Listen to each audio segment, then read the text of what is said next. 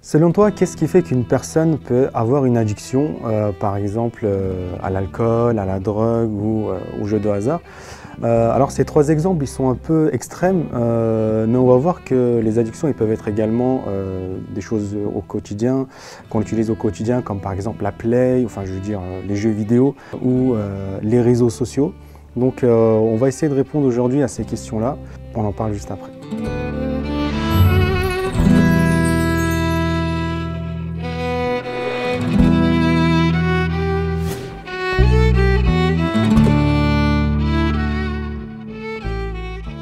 Bismillahirrahmanirrahim. Rabbi shrah li sadri wa yassir li amri wahlul uqdatan min lisani yafqahu qawli. Alors bienvenue à mes frères qui sont là, ici présents, et mes frères et sœurs qui me regardent. On va continuer aujourd'hui sur le livre qu'on a commencé la dernière fois, donc Les fruits de l'adoration, écrit par Abdullah Mazabeh. Donc on avait fait l'introduction au premier chapitre, et là du coup on va partir sur le premier point, qui est l'impact de la foi sur la société et les individus. Du coup, je vais commencer par énumérer certains livres et certains psychologues, certaines grandes personnes qui ont parlé de la psychologie humaine. Alors ici, le livre commence par citer Henry Link, qui a écrit Return to Religion, en anglais, dans lequel, en fait, ils ont fait 73 226 expériences sur 15 321 personnes. Ces expériences, en fait, montrent finalement que les personnes qui sont croyantes et qui sont pratiquantes ont un caractère en fait plus supérieur, ils ont un caractère un peu plus noble et ils sont plus solides psychologiquement. Donc ces personnes-là, c'est ceux qui sont croyants, mais ceux qui pratiquent évidemment leur religion, c'est en quoi ils croient. Les psychologues, d'une manière générale, disent que la moitié des maladies humaines et des troubles de santé sont dus aux problèmes psychologiques. Ici, il y a un verset qui m'est venu à l'esprit quand j'étais en train de lire cette partie-là. C'est le verset qu'on entend souvent, enfin qu'on entend tout le temps, même pendant les prières du vendredi, c'est « Inna salata tanha anil fahsha'i wal munkar ». La traduction simple, entre guillemets, de ce verset, ça veut dire que la prière empêche les mauvaises actions.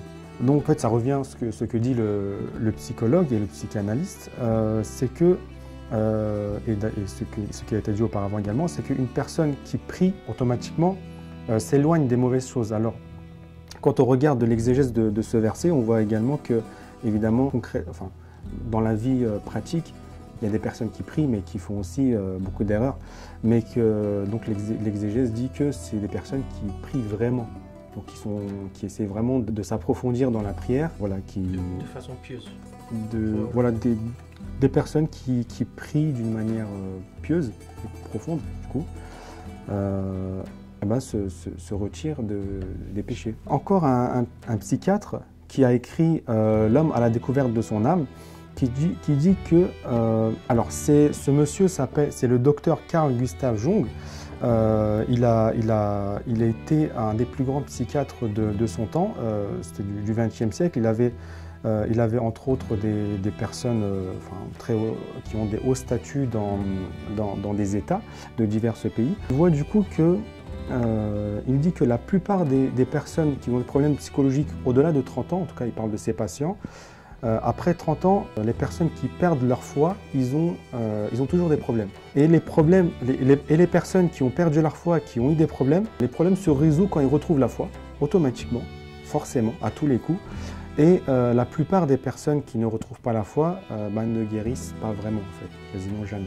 Donc ça, c'est une constatation d'un psychiatre, du coup. Il y a encore d'autres exemples comme ça de grandes personnes américaines, européennes, qui sont citées dans le livre, mais voilà, j'en ai pris quelques-unes simplement. Donc, encore une fois, d'une manière générale, la plupart des psychiatres disent que le meilleur remède au moment où on a des dépressions, c'est de parler et d'en parler, du coup. Ce qui nous rappelle, ce qui nous permet de faire le parallèle avec la prière et les prières d'une manière générale, les actes d'invocation, etc., où on se met en relation avec Dieu, avec notre Seigneur, notamment quand on se prosterne, où on fait des prières, donc c'est le moment où on est plus proche de nos dieux, donc ça permet un peu, entre guillemets, de vider notre sac et de déstresser aussi. Donc là, je fais le parallèle entre les prières, mais c'est d'une manière générale tout ce qui est spirituel permet de se relaxer et d'avoir un bien-être psychologique. Qui est dans la religion, même si on est obligé de le faire, c'est pour nous. C'est pas parce qu'on ne prie pas que voilà, y a quelque chose qui aura en moins à Dieu, quoi. C'est pas pour Dieu, ça ne lui sert pas à ce que nous prions. C'est pour nous qu'on prie. Donc tout ce que nous faisons pas et tous les malheurs qui nous arrivent et toutes les mauvaises choses qu'il y a, ça vient de nous. Il y a un verset dans le Coran qui le dit. Donc effectivement, les moments de prier, la prière et les actes d'adoration, d'invocation, les invocations, c'est pour nous. Donc, on voit que aujourd'hui, les pays où il y a le plus de suicides, ce sont les pays les plus riches, entre autres en Amérique et au Japon. Donc ces pays-là, ils ont un haut niveau de vie, mais malgré cela, il y a beaucoup de suicides. Donc on pourrait se poser la question de comment ça se fait que ces personnes qui ont un haut niveau de vie, du coup, sont plus enclins à se suicider, à être malheureux, puisque concrètement, dans leur vie, ils ont plus d'argent. Et ils ont, voilà, je me répète, mais ils ont un meilleur niveau de vie. Alors que dans les pays les plus pauvres, qui sont plus pauvres du coup que les Américains et le Japon, et qui sont, mais en même temps plus croyants, il y a beaucoup moins de suicides. Donc pour parler en chiffres, j'en ai noté un. Le taux de suicide, du coup j'ai pris un pays musulman, le taux de suicide en Égypte, c'est un chiffre qui date des années 2000 je crois, entre 2000 et 2010, enfin c'est relativement proche. Le taux de suicide est de 5 pour 10 millions de personnes. Sur la même période, en France et en Suisse, ce taux il est de 1700 personnes sur 10 millions. Donc voilà, le ratio à 5 d'un côté pour le même nombre de personnes et de l'autre côté 1700. Donc l'Égypte, un pays beaucoup plus pauvre que la France et que la Suisse, mais que les personnes se suicident beaucoup plus. Alors on voit qu'il y a également, donc, dans les pays riches, encore une chose, le taux des crimes augmente. Notamment à partir des années 1950 jusqu'aux années 2000, le taux a augmenté. Donc certains peuvent par exemple penser que c'est normal parce qu'il y a plus de monde, donc il y a plus de crimes, mais on parle bien de taux. Donc chaque année, le taux, bon voilà, je n'aime pas trop utiliser ces mots parce que c'est des mots qui sont assez lourds même à dire. Par exemple les viols. Les viols augmentent, les meurtres augmentent. Le pourcentage augmente en fait chaque année, malgré le fait que depuis le début du XXe siècle, l'Europe et les États-Unis notamment sont beaucoup plus riches. Donc on voit que ce n'est pas le fait qu'ils sont plus aisés matériellement que psychologiquement, les personnes sont mieux en fait. Alors encore un autre point que je vais aborder, ensuite on va passer petit à petit aux éléments de réponse bien sûr. Il y a également un point que je vais énumérer ici et ensuite déjà en même temps qu'on parle de tous ces points, on donne bien sûr des éléments de réponse, mais on va parler plus de la partie réponse juste après. Donc encore un point, c'est l'éducation. Il y a Guérouva Mendel qui a écrit un livre, du coup la retraite contre la paire, ça s'appelle. Donc la paire, le papa, mais ça s'appelle la paire, avec la au féminin, qui dit notamment dans ce livre que la rébellion contre le père se transforme en un sentiment de revanche envers toute figure d'autorité.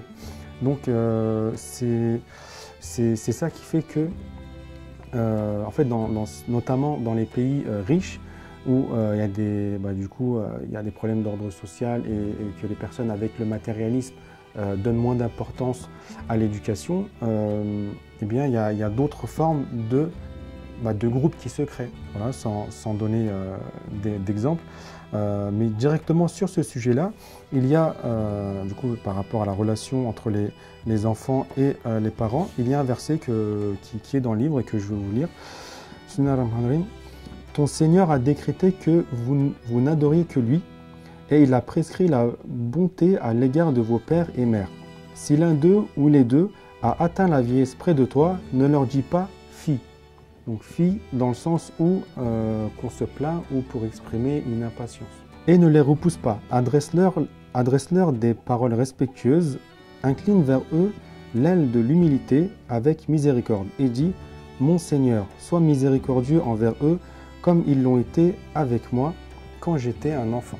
C'est la sourate Isra, versets 24 et versets 23 et 24. Du coup, je vais aborder un dernier point, le sujet de l'alcool. En fait, il y a une période qui est relativement sombre. Il y a même des films qui ont été faits sur ça, sujet-là, sur la période de la prohibition en Amérique, donc, où l'alcool était interdit pendant 3 ans. Alors, sur cette période, il y a 300 000 personnes qui ont été reconnues coupables, en fait, qui ont été jugées. 500 000 personnes sur 3 ans. Donc, les Américains, ils ont dépensé des millions de dollars pour faire de la pub, de la propagande, pour essayer que les personnes arrêtent de boire. Mais ça n'a pas marché. Ça n'a pas marché parce que c'était une loi qui est sortie d'un seul coup sans prendre en compte la psychologie des personnes et les souhaits des personnes. Une chose aussi importante que je dois dire, là sur les exemples et les exemples qui sont écrits dans le livre, on parle beaucoup des États-Unis, de l'Europe, on parle aussi un peu du Japon. On les cite parce que c'est notamment des pays qui sont mis en avant par rapport à d'autres qui sont riches et aussi qu'on a des chiffres. Parce qu'effectivement, il y a d'autres pays dans le monde où forcément qui sont moins riches et qu'on n'a peut-être pas tous les chiffres, tous les statistiques qui nous permettent de comparer en fait. Donc il n'y a pas d'idée, on n'a pas d'arrière-pensée par rapport à ces pays-là, bien sûr, ou les personnes qui habitent là-bas. Alors sur le sujet de l'alcool, il y a Hazreti Aïcha, la femme de notre prophète, qui dit que l'interdiction, elle n'a pas été faite d'un seul coup. Donc elle dit que tout d'abord, les premiers versets du Coran servaient à changer les cœurs et l'esprit des gens. Donc il faut préparer en fait. Il y a toute une préparation psychologique des personnes avant de les inviter à faire ou ne pas faire quelque chose. Et donc dans la seconde partie des versets du Coran qui ont été révélés, c'est là que surtout il y a les décrets divins, il y a les lois divines. Donc continuer sur le sujet des boissons alcoolisées, ça a été fait en 3 étapes. Donc il y a eu 3 versets qui sont venus. Donc d'abord un premier verset qui disant que ce n'était pas bien, ensuite qu'il y avait des bons côtés et des mauvais côtés. Et c'est vraiment tout au bout et au bout d'un certain nombre d'années où le verset disant que l'alcool est interdit, pourquoi vous n'arrêtez pas de boire, qui a été révélé du coup. Donc il y a toute une partie psychologique pour préparer les personnes et une méthode aussi qui est appliquée. Alors du coup, jusqu'à maintenant, on peut voir qu'on a beaucoup parlé de toutes les addictions qu'il peut y avoir, tout ce manque qu'une personne peut ressentir psychologiquement, et on a essayé de donner statistiquement entre autres des lieux ou des statuts sociaux qui théoriquement, matériellement parlant, sont aisés, sont bien, on pourrait penser qu'ils sont heureux en fait, alors que ce n'est pas du tout le cas. Ce n'est pas du tout le cas, on l'a montré tout du long. S'ils sont pas bien, il y a des addictions qui se créent, donc on voit vraiment qu'il y a un manque en fait, il y a un vide quelque part qu'ils essayent de combler via ces addictions. Donc aujourd'hui, le monde traverse des périodes de crise au niveau de la foi, et tous ces problèmes-là viennent principalement du manque de foi.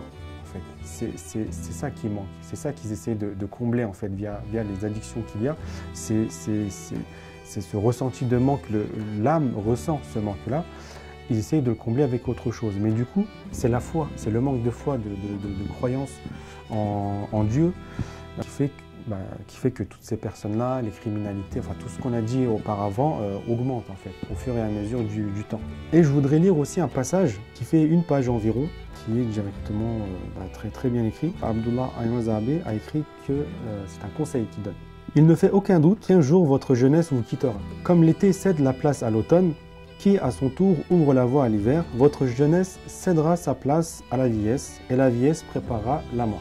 Le Saint-Coran et tous les décrets divins indiquent clairement que celui qui passe sa jeunesse éphémère dans la pudeur et sur le chemin de la vertu recevra en récompense une jeunesse éternelle. La gaspiller dans le mal et l'indécence apportera désespoir et souffrance, de la même façon qu'un meurtre commis à cause d'1 minute de fureur entraîne des années de souffrance en prison.